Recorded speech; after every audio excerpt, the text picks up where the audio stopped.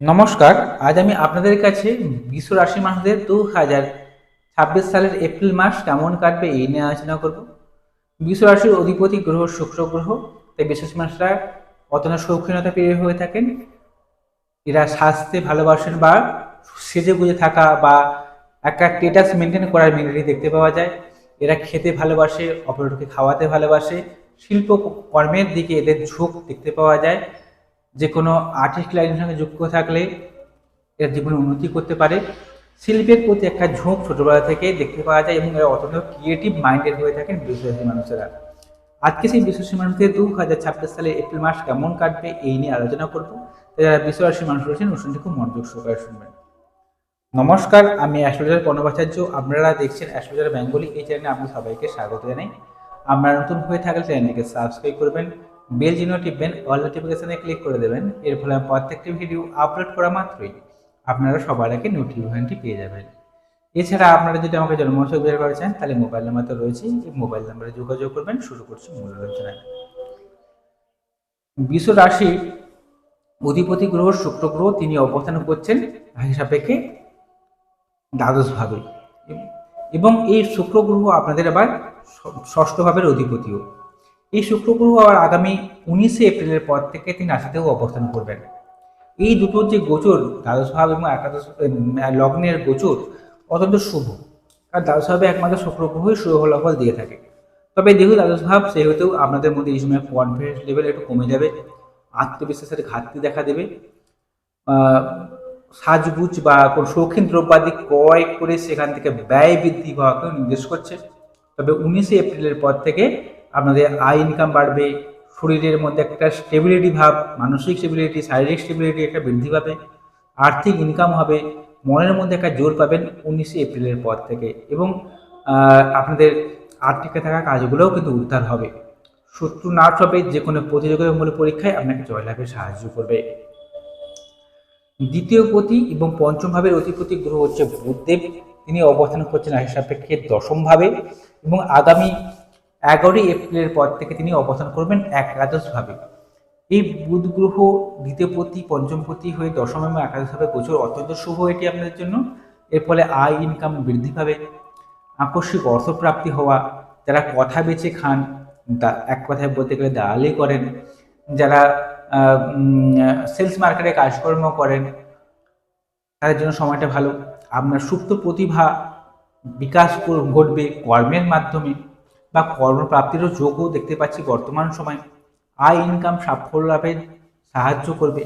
যারা চলতি প্রেমের মধ্যে রয়েছে, যারা প্রেম করেন, তাদের ক্ষেত্রে সময়টা ভালো। যারা নতুন প্রেমের যোগাযোগও রয়েছে এই বুধদেবের কারণে। চতুর্থপতি গ্রহ হচ্ছে রবিদেব। তিনি অবস্থান করছেন একাদশম ভাবে এবং আগামী 14ই এপ্রিলের পর থেকে দ্বাদশভাবে অবস্থান করবে। এই আয় ইনকাম বৃদ্ধি হবে। ঘরে বসে যারা ব্যবসা করেন তাদের ক্ষেত্রে সময়টা ভালো। যারা পারিবারিক বিজনেস রয়েছে তাদের ক্ষেত্রে সময়টা ভালো। গৃহসুখ বৃদ্ধি পাবে, ঘরের মধ্যে একটা আলাদা শান্তি অনুভব করবেন।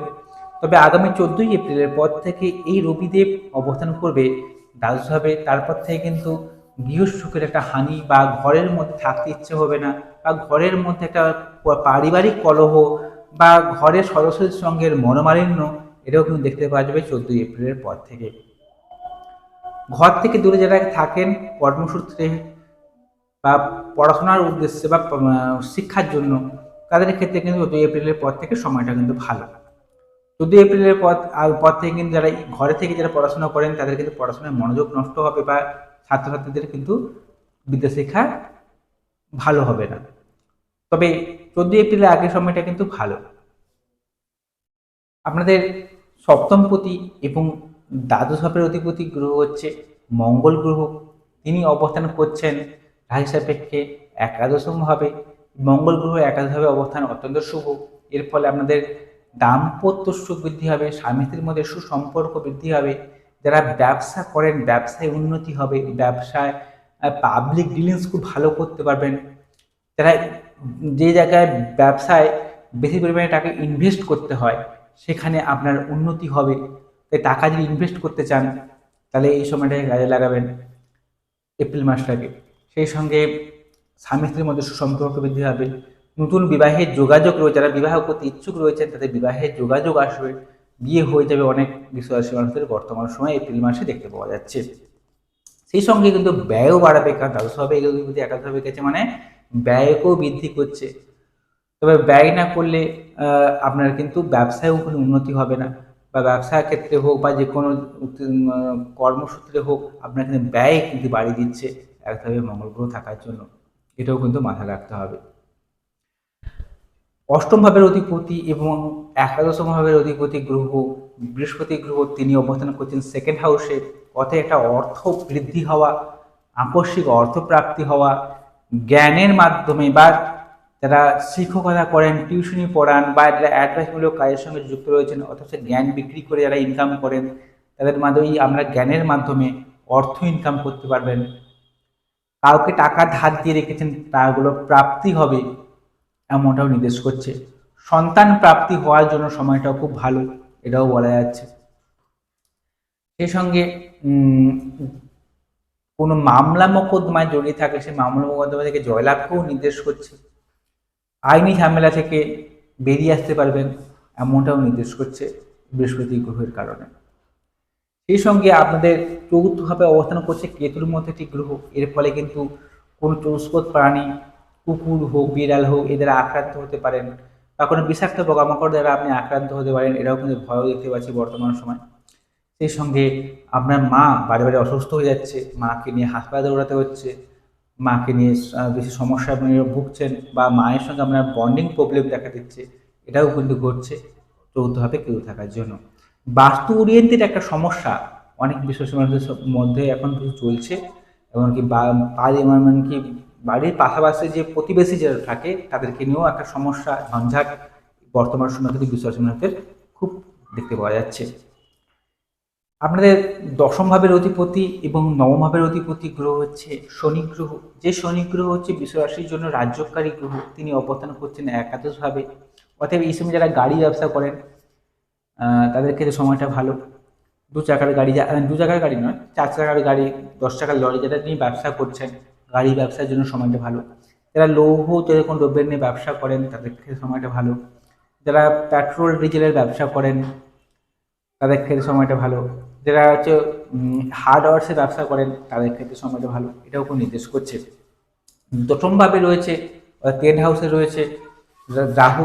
দশমভাবে রাহু কিন্তু কর্মপ্রাপ্তিতে সাহায্য করে, তবে রাহু ট্রান্সফার নিতেও সাহায্য করে, অর্থাৎ আপনি যদি চান যেখানে কাজ করছেন শিফট করে আছেন সেখান থেকে অন্য জায়গায় বদলি দিতে ইচ্ছুক থাকেন তাদের ক্ষেত্রে সময়টা কিন্তু ভালো, এই সময় বদলির চেষ্টা করলে বা ট্রান্সফার নেওয়ার চেষ্টা করলে সুযোগগুলো পেয়ে যাবেন।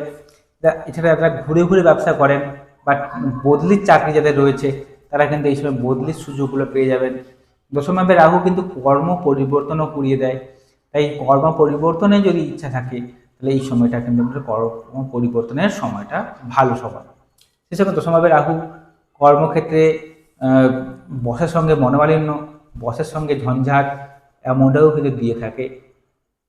তবে জন্মছক বা ঠিকজোশী সব থেকে বেশি গুরুত্বপূর্ণ। আমি শুধুমাত্র গ্রহদের গোচরের উপর ডিপেন্ড করে কথাগুলো বলছি। জন্মছকে দেখতে হবে আপনার লগ্ন সাপেক্ষে শুভ গ্রহগুলো কেন্দ্রকোণে বসছে কিনা, ডিগ্রিগতভাবে কতখানি বলাবল পেয়েছে, নবাংশ চার্ট, দশমাংশ চার্ট, এগুলো দেখে একটা পুঙ্খানুপুঙ্খ তথ্য বলে দেওয়া যায় যে বর্তমান সময় কেমন কাটবে, আগামী দিনগুলো আপনার কেমন কাটবে, বর্তমান সময়ে আপনি কী কী সমস্যার মধ্যে যাচ্ছেন, কী কী করলে আগামী দিনের সমস্যা থেকে দ্রুত আপনি বেরিয়ে আসতে পারবেন তা বলে দেওয়া যায় শুধুমাত্র জন্মছক বা ঠিক দৃষ্টি বিশ্লেষণ করে।